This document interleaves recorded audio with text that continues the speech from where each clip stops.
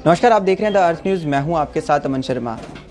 पहलगाम आतंकी हमले के बाद भारत सरकार की तरफ से अगर बात करें तो ऑपरेशन सिंदूर जो है वो चलाया गया, जिसके बाद भारत और पाकिस्तान के बीच में टेंशन्स देखने को मिली, जिसके चलते कहीं ना कहीं पाकिस्तान और भारत के बीच में मिलिट्री एक्शन भी देखने को मिला।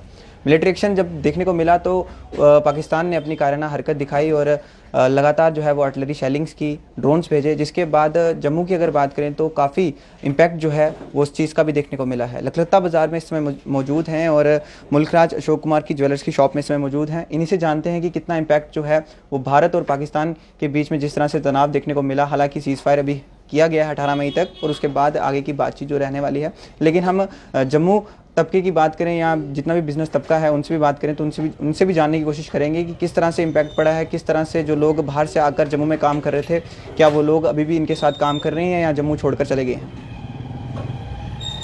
अंकुर सूरी मुल्कराज अशोक कुमार ज्वेलर्स से उससे सबसे मेजर इम्पैक्ट ये पड़ा है कि जितनी भी हमारी लेबर है वो सब चलेगी अपने अपने गांव, चाहे कलकत्ता, चाहे बंगाल, चाहे लखनऊ। सारी लेबर हमारी आउटसाइड से जो थी वो सारी लेबर हमारी चली गई है। इस समय कोई भी काम, कारीगरी काम उनसे नहीं हो रहा हमसे। इस समय हम सिर्फ वेट एंड वॉच कर रहे हैं कि 18 मई के बाद क्या सिचुएशन बनती है, फिर ही उनको हम बुलाएंगे कि क्या बनता है। सर, जम्मू कश्मीर, जो खासकर हम जम्मू की बात करें तो जम्मू में करीब करीब 3 से 4 हज़ार एम्प्लॉय हैं जो सिर्फ आउटसाइड वर्क करते हैं, जो कारीगर तबका है, चाहे वो महाराष्ट्र से हैं, चाहे वो बंगाल से हैं, चाहे वो लखनऊ से हैं, अलग अलग डिपार्टमेंट से हैं। जैसे ही ये हालात हुए उनकी फैमिली ने उनको ज़बरदस्ती से उसी वक्त बुला दिया। सब के सब हमारे एम्प्लॉय जितने भी कारीगर हैं पूरे जम्मू प्रांत के सब वापस चले गए हैं। सब तो सर, जो वापस चले गए उनको क्या संदेश देंगे अब आप अपनी तरफ से? सर, उनको तो ये संदेश देंगे कि अगर वो हमें सुन पा रहे हैं कि अब जैसे ही माहौल नॉर्मल हो गया है वो आएँ, बाज़ार नॉर्मल हो गया, स्थिति नॉर्मल हो गई है, तो सिचुएशन जैसे चल रही थी वैसे चले। इस समय तो बहुत बुरा हाल है, पूरी मार्केट में लोग डर के बैठे हैं, लोग बाहर नहीं निकल रहे। ये ऐसा मेरे को लगता है कि अब नॉर्मल हो गया, निकलना चाहिए। जिसको भी जो ज़रूरत है मार्केट में वो आए, मार्केट दोबारा हो जाए चले और स्टेबल हो जैसे। कुछ और भी दुकानदार हैं हमारे साथ, हम उनसे भी बातचीत करेंगे कि कितना इम्पैक्ट जो है वो उनकी शॉप में, खुद की भी शॉप में आया है। क्योंकि हमने लगातार अभी कुछ दुकानदारों से बात की है और उनका यही कहना है कि बड़ी ज़्यादा परेशानी जो है वो आ रही है, क्योंकि तमाम जितने भी इनके साथ काम करने वाले कारीगर थे वो सब दुकानें अपनी अपनी छोड़कर, अपना कामकाज छोड़कर वापस अपने घर चले गए हैं। जी सर, कितनी परेशानी आ रही है आपको? देखिए, मैं Amit Luthra, general secretary Swarnkar Sangh Jammu city and general secretary Lakhdatta Bazaar businessman welfare association.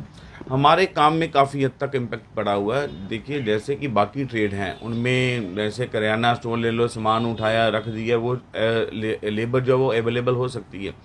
हमारे कारीगर होते हैं जो हाथ से शिल्पकला जो कारीगरी करते हैं, वो हर चीज़ का ट्रेड के अलग अलग है। हमारी एक चीज़ को बनाने के लिए भी कम से कम 8 से 10 कारीगर काम करते हैं, जिसमें पॉलिश करने वाले, कटिंग करने वाले, गोली बनाने वाले, डाई काटने वाले।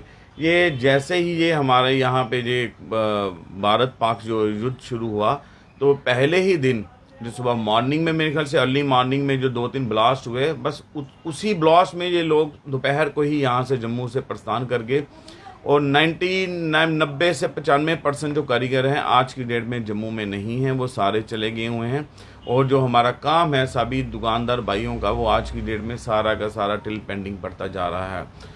एक तो वैसे भी मार्केट में थोड़ा सा माहौल वैसे होने की वजह से इस टाइम कस्टमर नहीं है, और दूसरा जो लोगों के काम देने हैं उन चीज़ों में भी हमें काफ़ी हद तक दिक्कतें आ रही हैं। क्योंकि जिन कस्टमरों का दुकानदार भाइयों ने सामान देना है वो तो अपनी जगह ठीक है कि हमें अब सामान अपना दे दिया, अब दुकानदार के लिए बड़ी परेशानी का सबक बन गया हुआ है कि वो काम करवाएं तो करवाएं किससे, काम बनेगा तभी वो दे सकेंगे ना।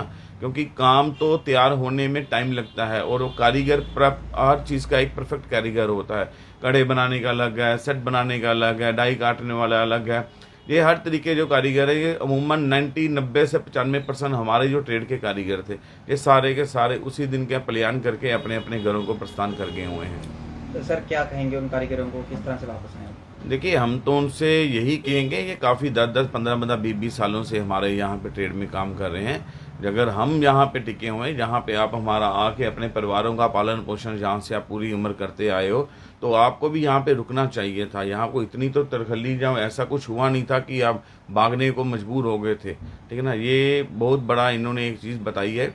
कि जब भी कोई परेशानी या कोई ऐसा माहौल हुआ तो ये उसी टाइम भागने को लिए तैयार है। हमारे तो कई दुकानदार भाई ऐसे हैं जिन्होंने सामान बनाने के लिए इनको दिया हुआ था और जो अपने अपने लॉकर को ताले मार के जो वहाँ से चले गए और ना वो खोलने के लायक हैं ना वो गाहक को देने के लायक है, सोना उनका बॉन्डिंग पड़ गया हुआ है। ठीक, थैंक यू।